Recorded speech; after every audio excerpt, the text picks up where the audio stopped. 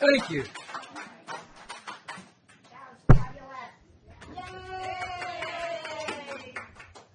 Thank you, Bill, for singing that song.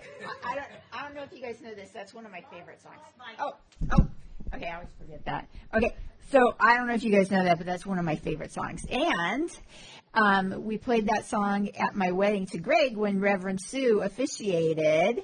So that was good. And I don't know, I just feel this affinity to Elvis. I always have. My sister was born on Elvis's birthday. My name is Lisa Marie, and I was born first, and then Elvis named his daughter Lisa Marie. And then it was always my dream to go to Graceland, and Greg and I finally did that bucket list trip, I don't know, 2013 or something. And I saw that his mother died on my birthday. So there's a lot of coincidences there, you know, so thank you, Bill. I love that song. And You didn't tell me all that beforehand. You didn't know. Backstory. Yeah, you didn't know. So there was this princess, and she had had some bad experiences falling in love and had her heart broken. And one day she was in her backyard pining away about when is she ever going to find love and what the heck is going on with her life and all this. And this little frog jumps up to her.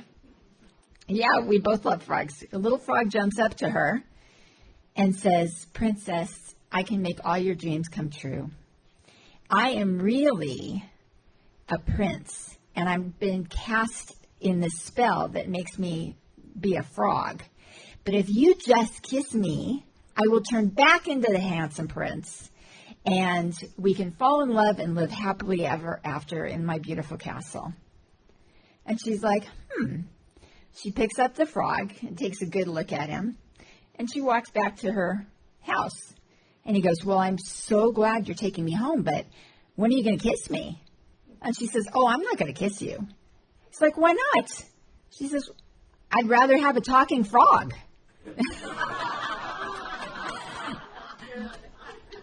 I don't blame her. Okay. So we're talking about falling in love with love. What is love?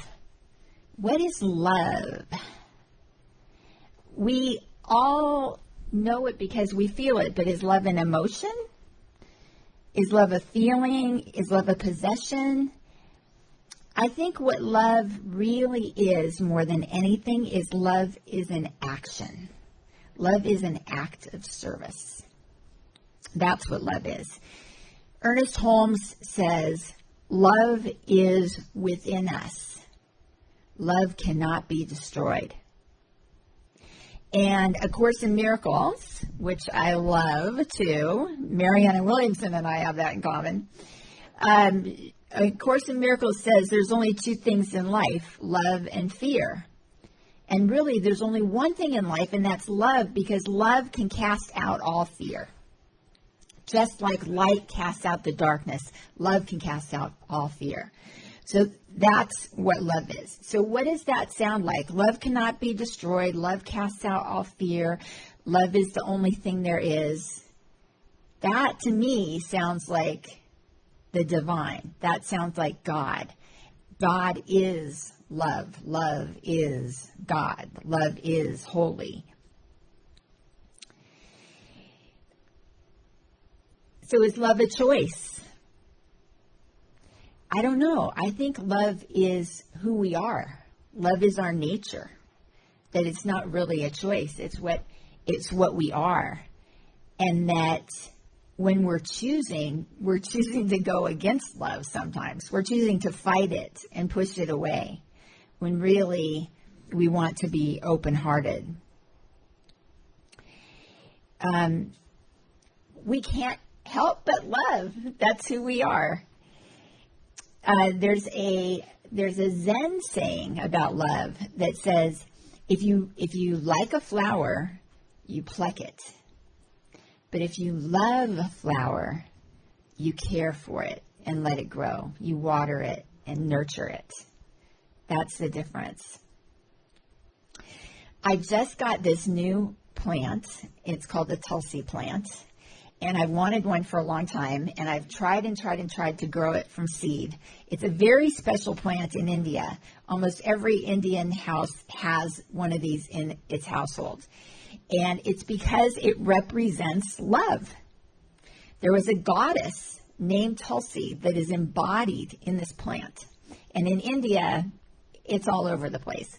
But we don't have them here in California. This isn't the climate or they don't grow natively here. So we have to grow them from seed. And I had some seeds from my Swami, and I tried, and I grew like little sprouts, little da-da-da-da-da. And then as soon as they got big enough to put outside, I'd put them outside, and they just die. So I've never been one to have a green thumb. That's like my mom's thing, my sister's thing. They got the green thumb. I don't really have the green thumb. But I keep trying. But then I was telling one of my friends this, and she's Indian too. She has a Tulsi. She says, that it's really, really hard to grow them from seeds because Tulsis need a lot of love. You just have to really, really pamper them. Why don't you get one that's already established? I'm like, where do I get one of those? She said, well, there's this gentleman at the Namaste Spiceland. That's where I always go to get the samosas for our meetings and stuff, right? And he grows them and he sells them. So why don't you ask him? So I told him that I wanted one of these Tulsi plants, and he says, okay, great. But he's almost like interviewing me because he wants to make sure I'm going to take care of it. I'm like, I really want what I promised. I'm going to get a big one so it's easier to take care of. And then he's like, okay, well, you got to put it by the front door. And I said, that's perfect because my front door faces east and it's all good. So now I have this plant, and I'm talking to this plant every day. I am nurturing it. I found out that they love banana peels. There's something in the banana peels. So I'm feeding her banana peels, and I'm talking to her. And then I had this one little sprout that existed after all the other sprouts died, and I put her next to this Tulsi, so now they can be friends. So I'm like, they have each other. They're sisters. Okay, so what I'm learning from this is that love grows. When you feed love, when you nurture it, when you take care of it, love grows and expands. And I think that's really important. That's what we can learn from plants. So what we can learn from plants is how do we love?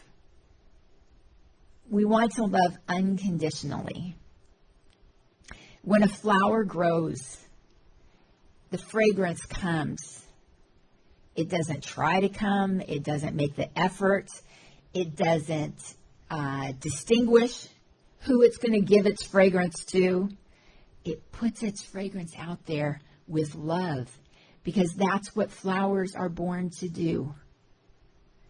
And we as people, this is what we are born to do, to bring our love into the world. So we can use that example of the flowers.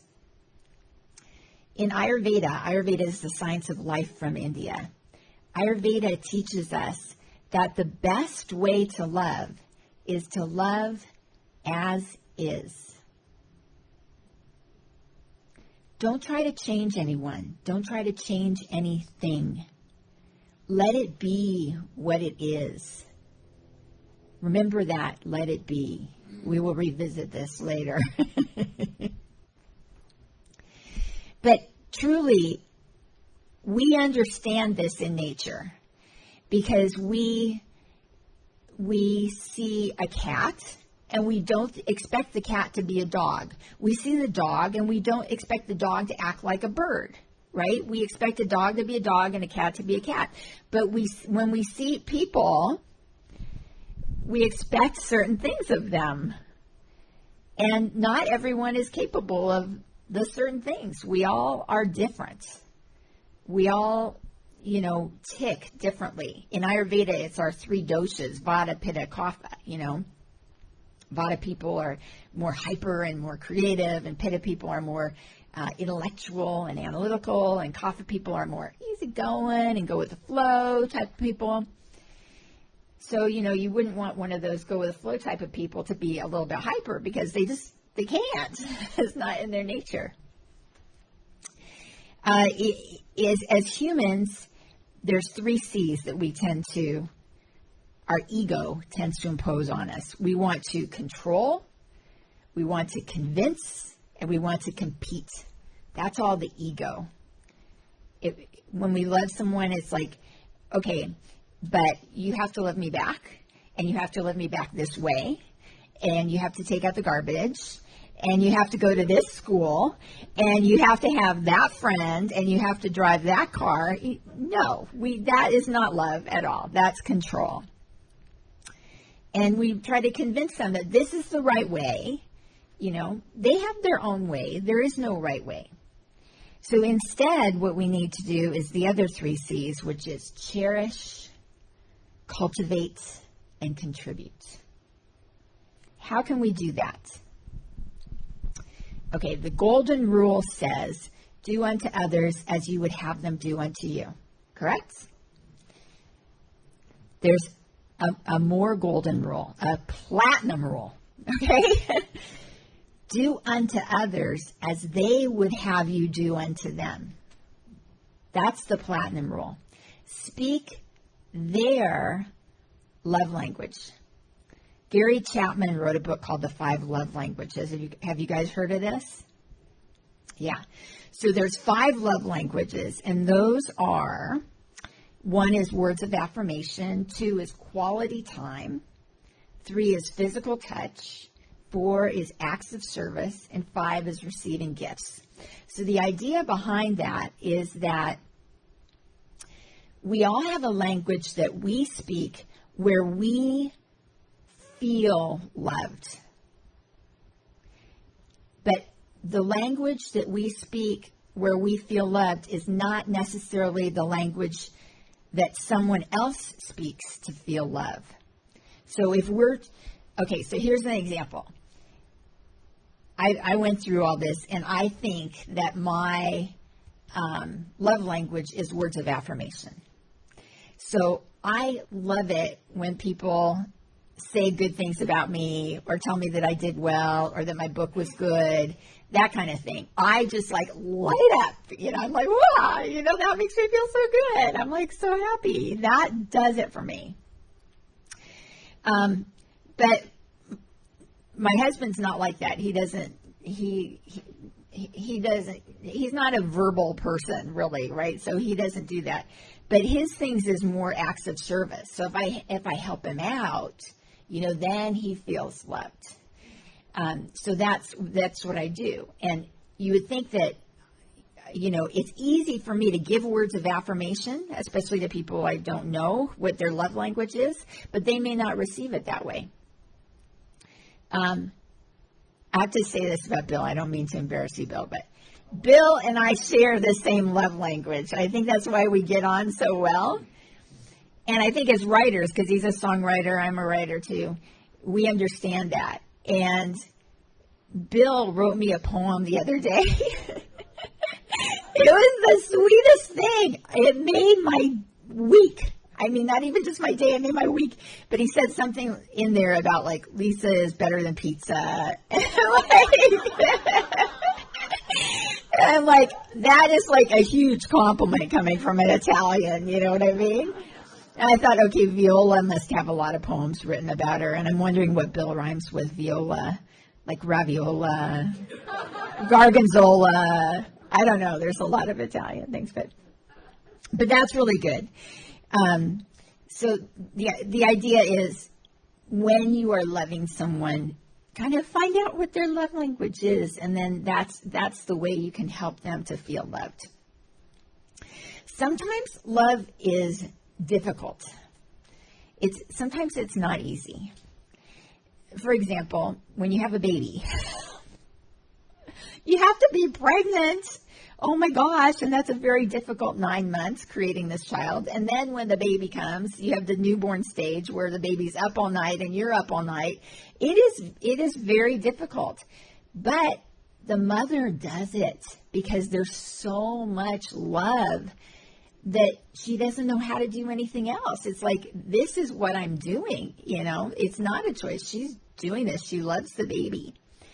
When the teenage years come, we have that whole other thing again. Love is difficult, tough love and all this stuff. Love can be really difficult. And think about it in nature, like the spider. The spider is able to build this very intricate web. Where does that webbing come from? That comes out of the spider. That just comes out of it naturally. And it's got to take a lot of energy and a lot of work and a lot of concentration, to build that web. But it's in the spider's nature that's what it does,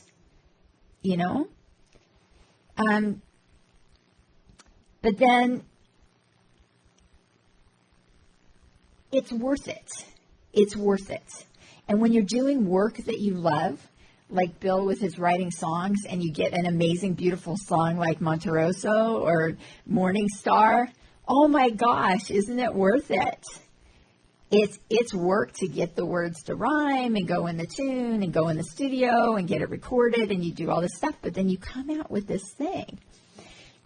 And think about that in a relationship. When you spend time and you're building the relationship and you're helping each other feel loved, how beautiful is that, Whether it's a friend or a neighbor or a spouse or a child, or just anybody. I had this guy come up to me in the grocery store yesterday.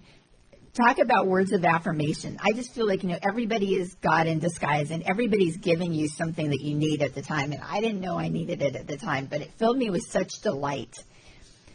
And I was wearing a dress similar to this because I just had come from a meeting, and I'm in the grocery store, and I'm just rushing to do my stuff, not really thinking about anything. And he comes up to me and he says, "You are splendiferously attired." And I said, "Well, thank you." And he says, "Oh, do you know what that means?" And I said, "Yeah, it means I'm dressed pretty." And he says, "Yes, I love to use polysyllabic words." I said, "Okay, thank you." It just filled me with delight, that he felt safe to come up to a stranger and basically like a lot of people would have thought he's hitting on me. No, he wasn't hitting on me. He was being sweet, So I felt loved in that time. Things come back to us, There's this law of least effort. When we do something good, it comes back to us. And we don't even have to try. And we may not know what it looks like. It may not look like the same thing. It's like if you give somebody $1, it's not like that person's going to give you $1 back or something. It could be something totally different. So there's this story that I love where this older woman had a flat tire by the side of the road. It's kind of in a deserted place, and she didn't know what to do. This is the days before the cell phones, okay? Otherwise the story doesn't work. You got a cell phone, no problem, you're set. So finally a car pulls up, somebody comes by and pulls up and says, "Can I help you?" She says, "I got a flat tire. I don't know what to do. I don't know how to change a flat tire." So the guy says, "No problem. I'll change your tire for you." So the man changes her tire with the spare, puts the other one in the trunk. She's like, "Oh my gosh, I'm so grateful. I want to pay you for this." He says, No. I'm not gonna take any money for this. This is a favor, just pay it forward, pass it on. You can do that. "Oh, thank you so much. Thank you. So she's driving on, and she comes to a little diner, and she's like, "I better get some coffee because I got to keep driving and I got to stay awake. So I'm going to stop and get some coffee." So she sits down at the counter, and the waitress is serving her, and she's telling the waitress what happened and how this man was so nice to her. And, you're a good person. You're up so late at night serving people. I want to give you a generous tip. So she gave this woman a very generous tip, and the lady was delighted. "Thank you so much. I really could use this right now. I really could use this." So the waitress goes home that night, And she tells her husband what happened. Look at what, I got $100 bill here. This is like, I got this from a tip, from a cup of coffee from this woman. She was telling me this story about this man who changed her tire. And the man goes, guess what? I was the man who changed her tire. Is that cool? I mean, things like that happen all the time. Okay, so who do we love? How do we love? Love is challenging, but I love the term falling in love because that's easy. It's not challenging. You're falling in love is you can't help it. You fall forward. You're in it. And falling in love is like falling into God. That your heart just opens. You know, there's another song, Lynn. Why do fools fall in love? Why do birds sing so gay and lovers await the break of day? Why do they fall in love? Why does the rain fall from up above? Why do fools fall in love? Like, blah, blah, blah. Why do they fall in love? Okay, the song never answers the question. But I think that's because it's a rhetorical question, right? Why do fools fall in love? Why does the rain fall from up above? You know, right? Why do birds sing so gay? It's a rhetorical question. That's what we do. But are we a fool to fall in love? I say no. No, we are not a fool. Think about the tarot deck. Have you guys ever seen the tarot deck of cards? In the major arcana, there's one card called the Fool. And the Fool is dressed, he's got like a little knapsack like this, and he's on the edge of a cliff, and he's going like this, like he's going to fall off the cliff. Well, the symbolism in this card and the meaning of this card is that through your innocence, and you can tell he's innocent because he's wearing like this white shirt under this very colorful, loud cloak type of thing, but it says he's innocent. He's going to find great adventure. When we fall in love, we go on this journey. We find an adventure. We learn. We grow. We feel. It's like the best thing ever. And to me, that's not being foolish, right? I think, you know, they say fools fall in love, but I think you got to be pretty smart to fall in love because you're taking that risk. You're taking that leap of faith. Some people might say, no, it's too risky. I don't want to get hurt. You know, the little girl with the frog doesn't want to kiss the frog. She doesn't want to kiss the frog because she doesn't want to get hurt. She'd rather have a talking frog. But what would happen if she did? What would happen? Who knows? There's infinite possibilities out there. Whenever these opportunities come to us, that's the universe nudging us towards the cliff just a little bit. Take a chance. Take a leap of faith. This is a gift for you. I'm presenting this to you. It's as easy as falling off a log. Or you can fight it and status quo. Let's try. Let's just try, right? Be open-hearted. Take that leap of faith. Go on this journey. Go on this adventure. Because who are we loving really? We're always loving God. We're always loving that light within us. It opens us up to love ourselves. When we're happy, that's us loving ourselves. It's us loving our life. It's us being close to God. Sarva Devananda comes here once a month. And at our class a couple times ago, remember somebody asked him a question. And he said, if we're going to ask God for one thing, what should we ask for?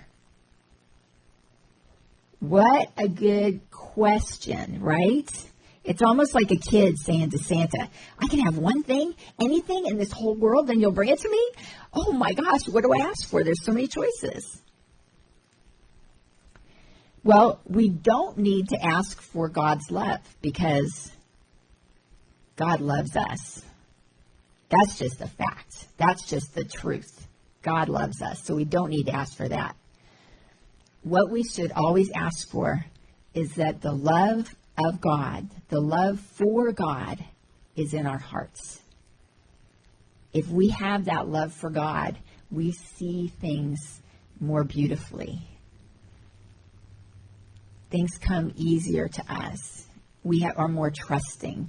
We're more open-hearted. And we feel like we're in love. That's all we need.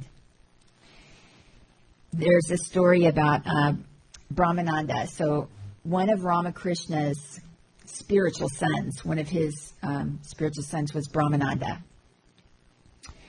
And a prince came to visit him.